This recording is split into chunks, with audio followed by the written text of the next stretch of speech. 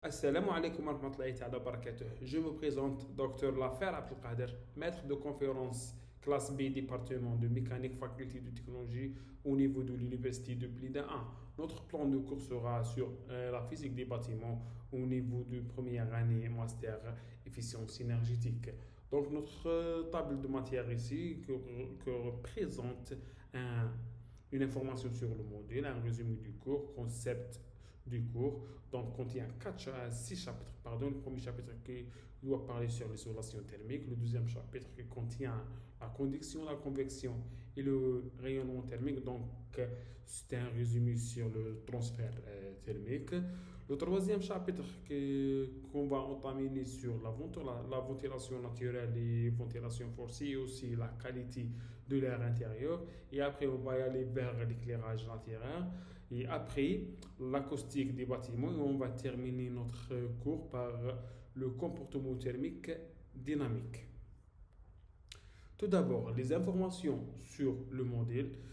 On contient les points suivants. Donc, c'est Université de Blida 1, Zadhaleb, Faculté de la technologie, département de mécanique, module physique du bâtiment, qui cible la première année master efficience énergétique, crédit 6, coefficient 6, volume horaire c'est 45 heures de 22,5 pour le cours et 22,5 pour les travaux dirigés. L'heure du cours sera pour chaque mercredi entre 8 heures jusqu'à 11 heures au niveau du pavillon 23, salle 267. Vous pouvez me contacter par l'email suivant a.lafer@unifblida.dz. Donc, premièrement, le résumé du cours. Pourquoi ce cours? Donc, la physique des bâtiments, c'est une discipline qui étudie les principes scientifiques liés au comportement thermique des bâtiments, soit acoustique, luminaire, thermique, qui vise à comprendre et optimiser les interactions entre les différentes composantes du bâtiment et son environnement afin de créer les espaces confortables, économiques et en énergie sains. Donc, le concept du cours qu'on a déjà parlé, qui contient ces chapitres, voilà, c'est les détails du chapitre. Voilà, les prérequis de notre cours. Donc, l'étudiant faut maîtriser les principales physiques du bâtiment, les concepteurs et les ingénieurs pouvant recevoir des bâtiments plus performants sur le plan énergétique, plus confortables et plus respectueux de l'environnement. Cette maîtrise contribue à l'optimisation des systèmes de chauffage, de climatisation, d'éclairage et de ventilation en mettant l'accent sur l'efficacité énergétique, le confort des équipements et la durabilité du bâtiment. Du modèle prérequis avant de contamination du corps sont, premièrement, l'étudiant doit maîtriser, il faut maîtriser très bien le module de transfert thermique, la mécanique des fluides avancés, l'audit énergétique, l'architecture passive et l'architecture active. Donc, la carte mentale de notre cours qui contient les chapitres du cours. Donc, on va parler maintenant sur 4 cours. Chaque cours contient 2 TD. Voilà, on peut entrer directement sur le lien du cours et du TD ici. Voilà. Maintenant, le cours. Donc, l'efficacité énergétique dans la construction, c'est une approche globale et bien intégrée au design. Donc, on a 6 points importants pour intégrer sur l'efficacité énergétique. Premièrement, si on parle sur l'architecture passive, donc on va parler sur l'orientation, le site, la protection solaire, la ventilation latérale, donc des points qu'on ne peut pas toucher. Après, on va y aller sur l'efficacité thermique de l'enveloppe, soit sur l'isolation de toiture, l'isolation du mur, double vitrage, donc l'isolation acoustique. Donc, et après, on va y aller directement si on n'a pas les besoins nécessaires concernant la consommation énergétique, on va y aller vers les énergies renouvelables, comme les énergies soit par photovoltaïque ou bien par thermique. Par exemple, les systèmes solaires thermiques, le format solaire, la géothermie, l'éolien et ainsi de suite. Et après, on peut aussi intégrer soit les équipements HVAC ou bien CVC, heating, utilisé air conditionnel ou bien chauffage air conditionnel. Donc, par vérification et label des équipements, la consommation énergétique de notre maison pour aller du niveau A vers autre niveau. Par exemple, bâtiment à basse consommation bâtiment très haute performance énergétique vers bâtiment à basse consommation ou bien bâtiment à zéro énergie. On peut aller aussi vers un bâtiment qui produit aussi énergie plus. Et après cette étude du HVAC, énergie renouvelable, on doit étudier le comportement de l'être humain. Donc, on va aller vers l'occultation des personnes qui vont habiter sur cet habitat.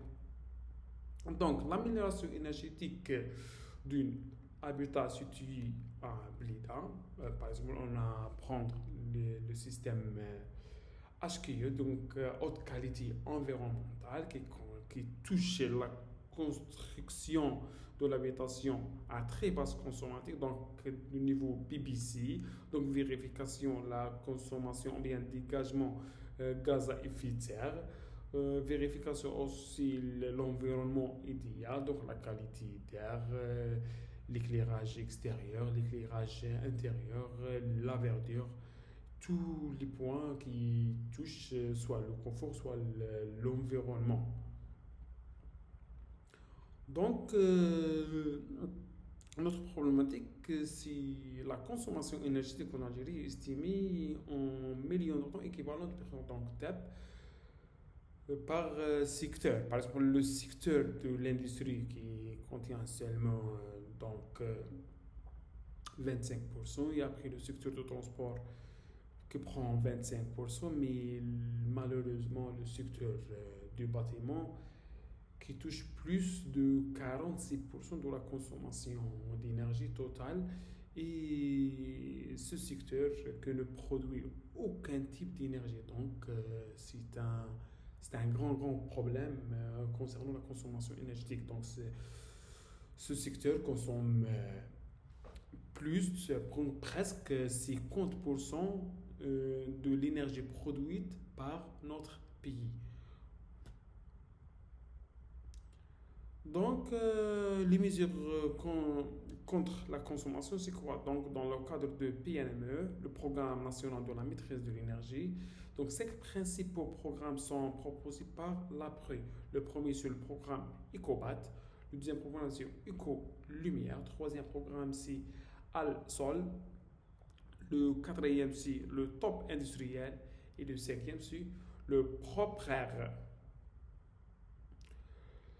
Donc, le classement du label pour la consommation énergétique des bâtiments, il y a plusieurs classements, soit le réglementation thermique français de 2005, comme il y a le règlement de conservation énergie en allemand, ou sont simplement associés à des labels. Donc, ou bien on va y aller vers le type qui s'appelle Minergie de Suisse, ou Passive House, c'est une nouvelle technologie en allemand, ou bien Casa Clima ou Clima House, si le système de calcul en Italie.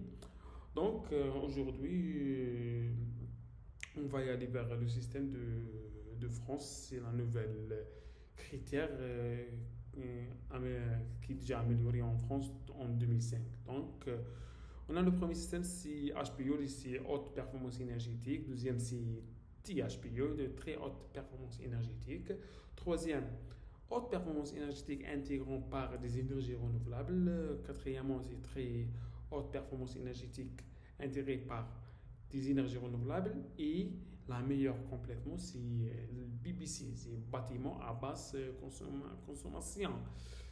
Aussi, ce concept permet une classification suivant la consommation. Donc, première consommation, c'est les maisons actuelles qui consomment entre 151 jusqu'à 230 kWh par mètre carré par an. Et les nouvelles constructions qui consomment entre 50 à 151. les maisons de basse énergie qui consomment moins de 50 plus de 35 kWh par mètre carré par an. La maison passive, donc la maison purement passive qui consomme moins de 15 kWh par mètre carré par an. La maison zéro énergie, donc consomme zéro énergie. Et la maison énergie positive ou bien énergie plus, qui consomme énergie et produit encore des énergies plus.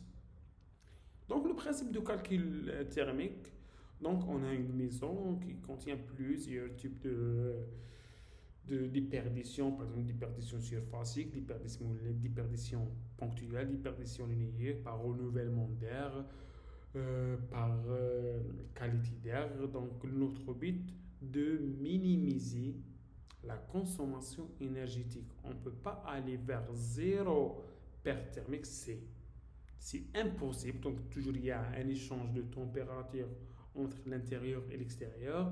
Donc notre but de minimiser les déperditions thermiques ou pas annuler les déperditions thermiques. Pour annuler les déperditions thermiques, c'est un point impossible scientifiquement. Donc on va aller vers minimisation de la consommation énergétique par calcul un bilan thermique par les équations de transfert de chaleur.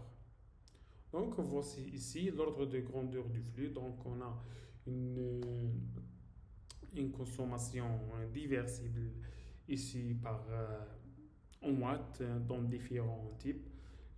Si en bleu, c'est déperdition extérieure et en jaune, c'est les gains. Par exemple, on a 50 watts entrés par la toiture, 250 dégagés par l'être humain, une vitre de 300, soleil 500 de défi, 2000 normal, 200 par le mur et ainsi de suite. Donc on a par exemple une température de sol de 20 et on va y aller vers 25 degrés température de confort et une température extérieure on a imposé de 35 degrés presque le mois de mai, juin. Pour finaliser notre cours d'aujourd'hui, donc on va voir juste le contexte du projet. Donc on va y aller vers du construction, un habitat à basse consommation énergétique vers amélioration le plus performance énergétique habitation précédent vers un habitat à consommation zéro, bien énergie plus. Je vous remercie pour votre attention. Au revoir. Salam alaikum.